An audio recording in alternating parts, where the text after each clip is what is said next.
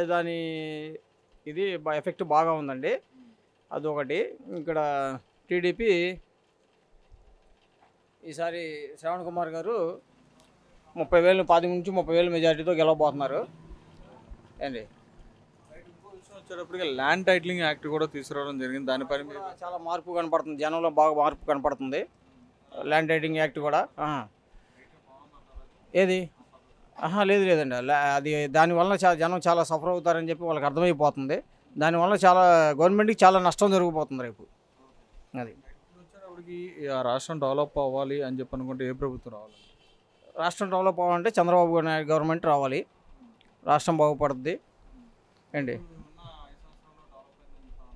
ఏమీ లేదండి, పూర్తి నిల్లు.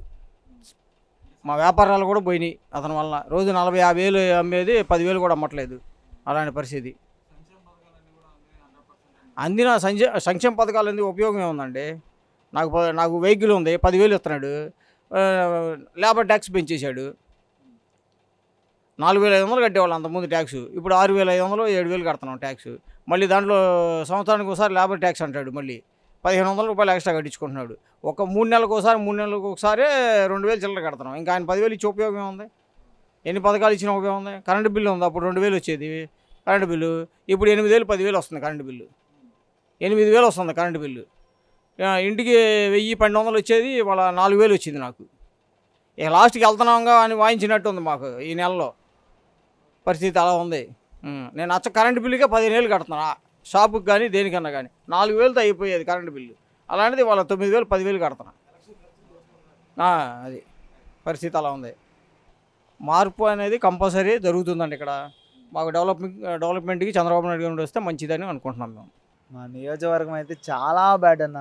ప్రస్తుతానికి ఒక డెవలప్మెంట్ లేదు, ఒక కంపెనీస్ రావట్లేదు. ఇప్పుడు రీసెంట్గా మాకు 2 విద్యా దీవెనలు లేదండి. ఇప్పుడు పాత గవర్నమెంట్ ఏం చేసేది, డైరెక్ట్గా కాలేజ్తో కాంట్రాక్ట్ ఉండి కాలేజ్కి డైరెక్ట్గా ఫీజు రింబర్స్మెంట్ పడిపోయి బాగుండేది. ఇప్పుడు మాకు ఎలా అవుతుంది, కాలేజ్కి పడకుండా మీ అమ్మకు పడుతుంది. ఇప్పుడు మన ఇంట్లో వాళ్ళు ఏమనుకుంటున్నారు, జగన్ వేసేస్తున్నాడు, డబ్బులు వేసేస్తున్నాడు, అమ్మ ఇంకా ఇంక మనం ఉంచుకోవచ్చు అనుకుంటారు. ఇప్పుడు ఎవరైనా మిడిల్ క్లాస్ ఫ్యామిలీస్ అంతే అనుకుంటారు కదన్నా. ఇప్పుడు అయ్యేంటి అవి తీసుకెళ్ళి ఇప్పుడు ఇప్పుడు పడకపోయినా కూడా, ఇప్పుడు కాలేజ్ పడలేదన్న, నాకు పడకపోయినా కాలేజీ వాళ్ళు ఫోన్ చేస్తారు, మీకు 7,500 పడిపోయినాయండి కట్టండి. అరే పట్టలేదు, పడితే కట్టడానికి మాకేమైంది చెప్పండి. ఇప్పుడు మాకు కడతానికి ఏమో, ఇప్పుడు ఎవరికైనా కట్టాల్సిందే, తర్వాత కట్టాల్సిందే. 2 విద్యా దీవెనలు లేదు. ఇంకా దాని గురించి అమ్మఒడి అంటారా, ఫస్ట్లో 15,000 అన్నారు, ఇప్పుడు ఎంత పడుతుందో ఆయనకే తెలియాలా. ఏదైనా ఇప్పుడు జాబ్ క్యాలెండర్ అనేది కూడా ప్రతి సంవత్సరం రిలీజ్ చేస్తున్నారు. ఇప్పుడు మెగా డిఎస్సి అన్నారండి. డిఎస్సి అసలు ఆ క్యాలెండర్ ఆడుంది ఇప్పుడు కూడా తెలియదు. ఇప్పుడు క్యాలెండర్ వస్తే ఇది పడింది, ఈ నోటిఫికేషన్ పడుతుంది, చెప్పండి. ఈ నోటిఫికేషన్ పడుతుంటే మేము అప్లై చేసుకుంటాం. ఈ నోటిఫికేషన్ ఏం పడకుండా మేమేం అప్లై చేయాలి, దేనికి వెళ్ళాలి? ఇప్పుడు ఒక నోటిఫికేషన్ పడితే ఒక జాబ్కి వెళ్ళడానికి కానీ, ఇప్పుడు నేను బీటెక్ చేశాను, సివిల్ చేశాను, ఎందుకు ఉపయోగం? ఏం జరుగుతున్నాడా? ఇప్పుడు ఒక కన్స్ట్రక్షన్ జరిగినా కానీ, ఇప్పుడు ఒక కన్స్ట్రక్షన్ జరిగింది అనుకున్నా, 100 మంది 200 మంది బతుకుతారు. ఇప్పుడు జరగకుండా ఏం లేకుండా ఏముంది ఆడ, అవన్నీ బూజు పట్టి దెబ్బలోకి వెళ్ళి ఎందుకు అవన్నీ? ఇప్పుడు ఒక డెవలప్ అయితే ఇప్పుడు ఎమ్మడిని అవ్వదన్న, డెవలప్మెంట్ ఎమ్మడిని అవ్వదు. ఫ్యూచర్ ప్లాన్, ఫ్యూచర్లో ఇప్పుడు ఒక 50 సంవత్సరాల తర్వాత అవుతుంది. కంపెనీస్ వస్తాయి, ఇన్వెస్ట్మెంట్స్ వస్తాయి, ఒక డెవలప్మెంట్ అనేది చిన్న ప్రాసెస్ లాగా అవుతుంది, గ్రోత్ ఉంటుంది. ఇప్పుడు ఏం కాకుండా ఇప్పుడు అలా ఉండి, ఇప్పుడు రోడ్స్ ఉండే ఎలా ఉండే ఒకసారి చూడండి. అసలుకి మెగా డిఎస్సి అన్నారు, అదిగో ఇదిగో క్యాలెండర్, అదిగో ఇదిగో అన్నారు. ఇప్పుడు ఒక గవర్నమెంట్ జాబ్ నోటిఫికేషన్స్ పడన్నా, ఇప్పుడు ఎస్బీఐ పిఓస్ అన్నారు, ఎంతమంది అప్లై చేస్తున్నారు చూడండి. మొన్న రీసెంట్గా ఎస్బీఐ పిఓస్ ఎంతమంది అప్లై చేశారు చూడండి. ఇప్పుడు ఒకవేళ ఒక 300 వేకెన్సీస్ ఉన్నాయనుకో, 6 లక్షల మంది అప్లై చేస్తున్నారు, ఏముందని ఆడ? ఇప్పుడు అంతమంది కూర్చొని ప్రిపేర్ అవుతుంది, వేస్టే కదా. ఇప్పుడు చాలామంది విజయవాడ కానీ, కొంతమంది హైదరాబాద్ అమీర్పేట వెళ్తారు. ఎందుకు వెళ్తున్నారు అంత దూరం? మీరు చెప్పవచ్చు కదా, మీరు నీకు ఎడ్యుకేషన్ పెంచవచ్చు కదా, క్వాలిటీ పెంచరు. చెప్పాలంటే అన్న ఇప్పుడు చాలా ఉంటాయి అన్న. మా ఆయన ఇప్పుడు వచ్చేటప్పటికి మీ ఉద్దేశంలో ఏ ప్రభుత్వం వస్తే డెవలప్ అవ్వద్ది, అభివృద్ధి జరుగుతుందని చెప్పి కోరుకుంటున్నారు? ఇప్పుడు మేము ఈ నియోజకవర్గం కాబట్టి చంద్రబాబు అంటున్నాం అని అలాని కాదు.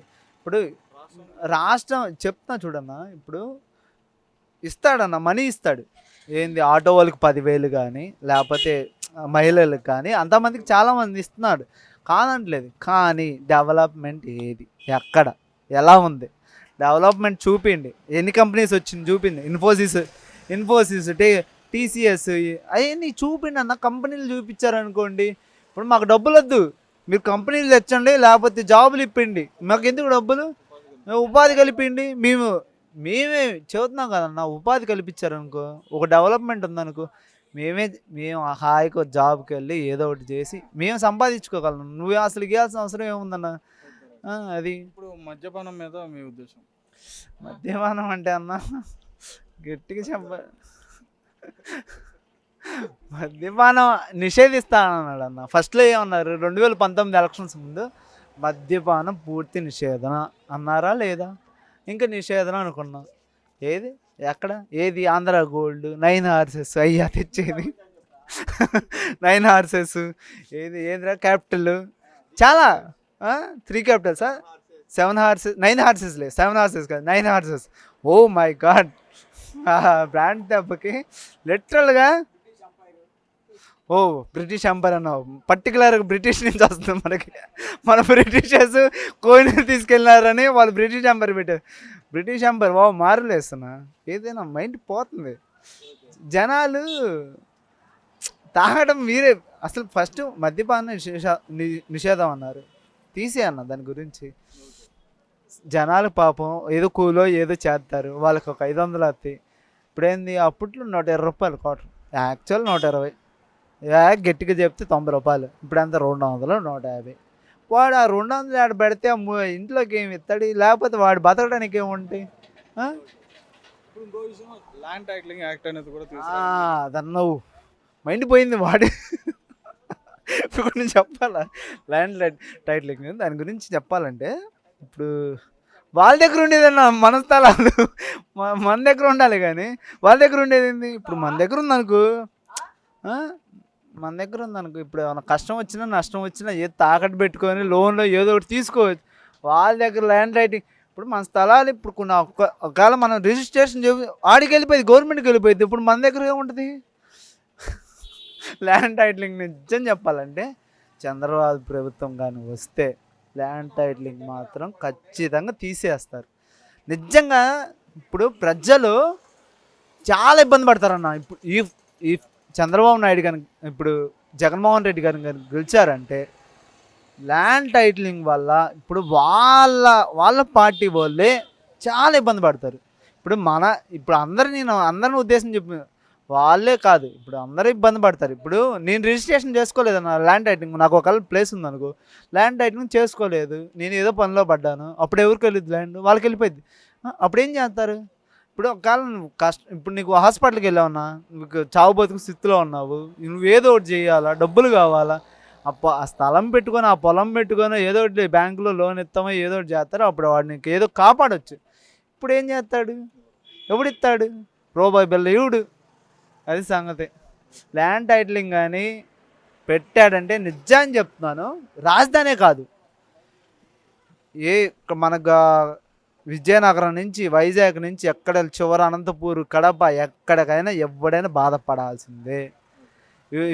ఇఫ్ మనం ఏదో పార్టీ అని ఇప్పుడు ఎగిరేమంటే తర్వాత వాడంత ఇబ్బంది పడేవాడు ఎప్పుడు ఉండడన్న. ఖచ్చితంగా చెబుతున్నాను. ఇఫ్ గెలిచారనుకో, మన అదృష్టం బాగుంటే మన దరిద్రం బాగుంటే, గెలిచారనుకో చేసేది ఏముంది? జనాలకి తెలుసు అన్న. జనాలు ఇప్పుడు ఏమైనా పిచ్చోళ్ళలాగా ఆలోచించట్లా, జనాలకు కూడా తెలుసు. జనాలు ఇప్పుడు తెలివైన వాళ్ళు అన్న. అంత ముందులాగా ఏంది మందికి ఇచ్చారు, ఏముంది 200. ఇప్పుడు చెప్తాను చూడన్నా, ఇప్పుడు 13వ తారీఖు ఎలక్షన్స్, 12వ తారీఖు వాడు ఒక మందు పంచారు, యావరేజ్ నేను చూద్దాం, తీసేసి పంచారు. ముసలోళ్ళకి ఎత్తారు, మొతకోళ్ళకి ఎత్తారు, వాళ్ళకి ఎత్తారు, వాళ్ళతో వేయిస్తారు. ఇప్పుడు నాలాంటి చదువుకున్నాడు ఎవడికి ఎత్తాడు? ఇప్పుడు వాళ్ళంటి ఏదో పని చేసేవాడు ఎవడికి ఎత్తాడు? ఇప్పుడు ఎడ్యుకేషన్ ఇప్పుడు చదువుకునే వాళ్ళు ఎవరికి ఎత్తారు? ఖచ్చితంగా ఎవరైనా తెలివి ఉన్న వాళ్ళు పార్టీ అభిమానం తీసేసానా, అభివృద్ధి కావాలనుకుంటాడు ఎవడైనా ఖచ్చితంగా చంద్రబాబు నాయుడికే వేస్తారు. నీ పార్టీ గురించి చెప్పట్లేదు, నేను పవన్ కళ్యాణ్ పిచ్చి అభిమాని. నేను విషయం దాని గురించి అడుగుదాం అనుకున్నా. రైట్, ఇప్పుడు కూటమిలో ఉన్నారు కాబట్టి పిఠాపురం పరిస్థితి ఏ విధంగా ఉండబోతుంది? పిఠాపురం 100కి 100% కొట్టేస్తారన్న. మీరు ఎంతమంది పవన్ కళ్యాణ్ డూపులు దింపినా, ఎంతమంది పవన్ కళ్యాణ్ మీరు పెద్ద అభిమానులు దింపినా, పవన్ కళ్యాణ్ పేర్లతో దింపారు, గ్లాస్ గుర్తుతో దింపారు, చూసాం. వంగా గీత గారి మీద పార్టీ సింబల్ మీద చాలామంది దింపారండి, అది చూస్తున్నాము. నిజం చెప్తున్నాను, నోటికి ఓటు లేకుండా ఖచ్చితంగా గెలుస్తారు, వితౌట్ ఎనీ మనీ ఇన్వెస్ట్మెంట్. గెలవకపోతే అప్పుడు నన్ను అడగండి, ఏడే ఉంటాను. పవన్ కళ్యాణ్ గారు ఓడిపోయారు అనుకోండి, నన్ను వచ్చి అడగండి, ఏందిరా పవన్ కళ్యాణ్ ఓడిపోయారని.